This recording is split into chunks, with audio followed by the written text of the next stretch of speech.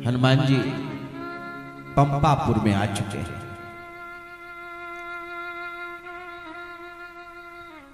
सुग्रीव के निकट हो गए हैं।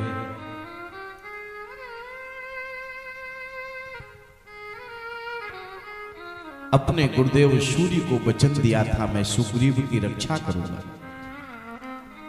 और हनुमान जी उस वचन का पालन करने के लिए सुग्रीव का नौकरी करना भी, सुग्रीव का नौकर बनना भी स्वीकार करते हैं। कोई किसी का सचिव होता है तो क्या होता है, नौकर ही तो होता है।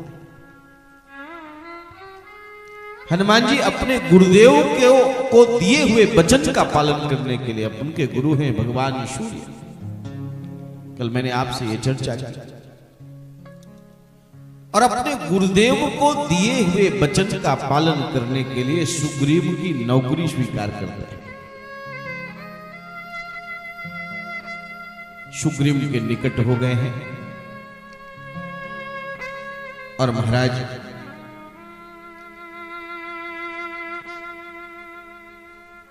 उसी समय महाराज मैं का पुत्र मायावी, मैं का पुत्र मायावी नामक एक दानव अपनी शक्ति एवं वीरता के गर्व से उन्मत्त होकर के महाराज प्रतिभट खोज रहा था। प्रतिभट का मतलब होता है अपने से लड़ने वाला शत्रु, बलवान। गोस्वामी जी लिखते हैं भट्ट महाभट्ट, भट्टा भट्ट अति भट्ट। तो अपने जैसा ही एक प्रतिभट खोज रहा था जिससे मैं लड़ सकूं। और एक दिन की बात है कि अर्धरात्रि के समय हुए बलवान असुर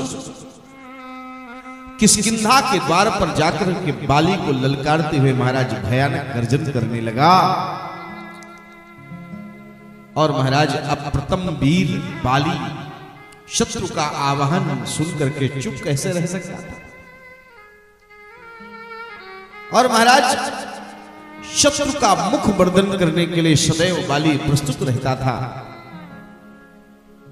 और महाराज प्रगाढ़ निद्रा में बाली था, किंतु असुर की ललकार सुनते ही सैया से उठकर महाराज तुरंत दौड़ पड़ा। और अग्रज जब बाली को देखा कि बाली शत्रु का मर्दन करने के लिए जा रहे हैं, तो पीछे पीछे सुग्रीव भी भाई की सहायता के लिए पीछे पीछे गए। और महाराज दोनों भाइयों को दौड़ते हुए मायावी ने देखा कि ये दोनों भाई मेरा पीछा कर रहे हैं। महाराज वो मैं का पुत्र मायावी जाकर के एक गुफा में छुप गया।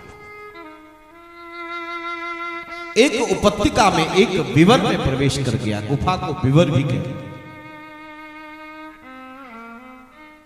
और महाराज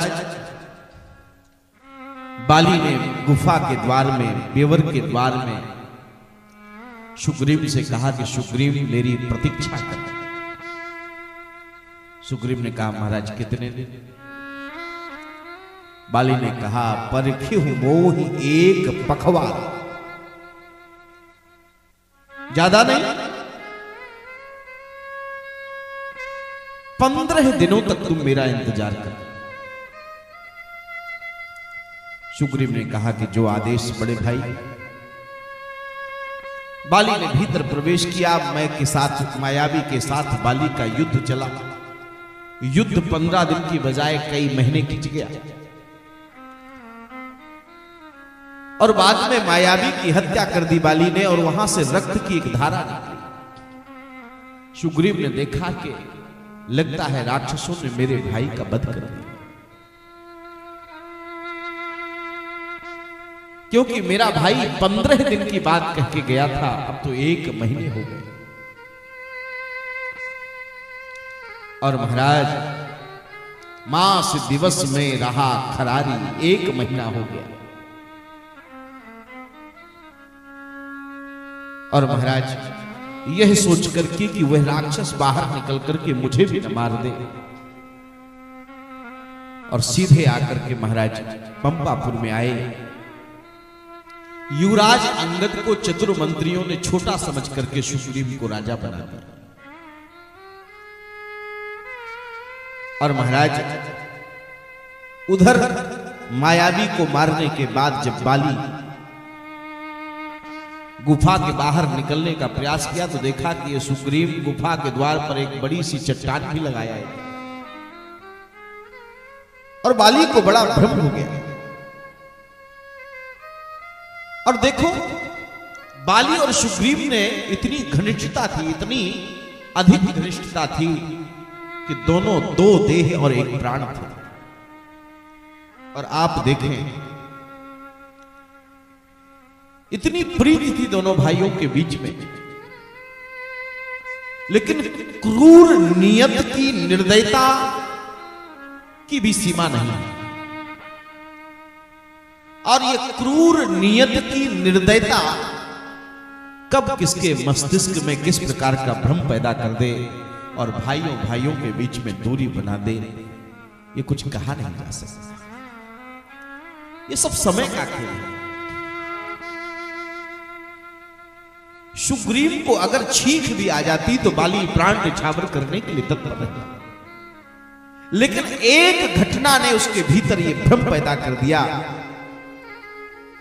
कि सुग्रीव स्त्री और राज्य के लोभ के कारण सुग्रीव ने मैं गुफा से बाहर ना निकल पाऊं, वहीं मर जाऊं, इसलिए मेरे गुफा में जो है चट्टान लगा दी। और मेरा भाई तो यही सोचता है, अब जब भ्रम पैदा होता है नियत की कूट निर्दयता के कारण, समय के कुचक्र के कारण जब भ्रम की स्थिति बनती है तो फिर धीरे धीरे मनुष्य भ्रमित हो जाता है और ऐसे प्रश्न उठने लगते हैं दिमाग में। बाली सोचने लगा अगर सुग्रीव वास्तव में मेरा हितैषी था तो मैं गुफा के अगर भीतर गया तो जब 15 दिन हो गए तो सुग्रीव को गुफा के भीतर आना चाहिए कि कहीं मेरा भाई लड़ाई में कमजोर तो नहीं पड़ गया। लेकिन ये गुफा के भीतर भी नहीं आया, ऊपर से गुफा में चट्टान और लगाया है। लगता है इसलिए इसने ऐसा किया क्योंकि इसकी दृष्टि मेरी पत्नी पर है, इसकी दृष्टि मेरे राज्य पर थी, इसकी दृष्टि मेरे धन पर थी। और सुग्रीव ने आकर के एक और गलती कर दी। इस भ्रम को सुग्रीव ने और मजबूत करने के लिए एक गलती कर दी। सुग्रीव ने बाली की पत्नी तारा को अपनी पत्नी बनाकर के रख लिया और इससे बाली का भ्रम और पक्का हो गया कि इसकी दृष्टि मेरी पत्नी पर थी, इसलिए ये चाहता था कि मैं मर ही जाऊं। और महाराज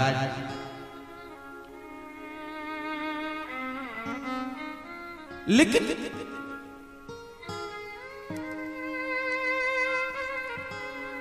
जैसे बाली पंपापुर में आया, महाराज सुग्रीव को देखा कि राज सिंहासन पर बैठा। महाराज उठा करके पटक दिया और मार करके सुग्रीव को भगा दिया और सुग्रीव की पत्नी भी छीन ली। सुग्रीव की पत्नी का नाम था रूमा, बाली की पत्नी का नाम तारा और सुग्रीव की पत्नी का नाम रूमा। रूमा को अपने अधीन कर लिया, सुग्रीव को मार करके भगा दिया और बाली सुग्रीव को महाराज सुग्रीव के प्राण लेना चाहता था। और उत्तर से लेकर के दक्षिण तक श्री हनुमान जी महाराज के साथ सुग्रीव बाली से प्राण बचाते हुए भागे, लेकिन अभी भी कोई ठोस उपाय नहीं मिल पा रहा था कि बाली से प्राण कैसे बचे। और यहां एक जीवन प्रबंधन का सूत्र मिलता है। अगर आपका सलाहकार, आपका परामर्शदाता ठीक है तो आपको बड़े से बड़े संकट से बचा। अगर आपका सलाहकार, आपके आसपास बैठने वाले लोग जिनकी सलाह से आप जीवन का निर्णय लेते हैं, अपने व्यापार का निर्णय लेते हैं, अपने राज्य का निर्णय लेते हैं, अपने परिवार का निर्णय लेते हैं, याद रखना, अगर परामर्शदाता सलाहकार ठीक नहीं रहा तो आपके प्राण संकट में अगर नहीं भी पड़ रहे होंगे तो वो पड़वा देगा। सुग्रीव के जीवन में सब माइनस पॉइंट है, लेकिन सुग्रीव के जीवन में एक प्लस पॉइंट है। उसके पास एक बढ़िया सलाहकार है, एक बढ़िया सचिव है। और वो सचिव क्यों कौन है? हमारे मारुतात्मज, हमारे समीरात्मज, हमारे पवन तनय श्री हनुमान जी महाराज।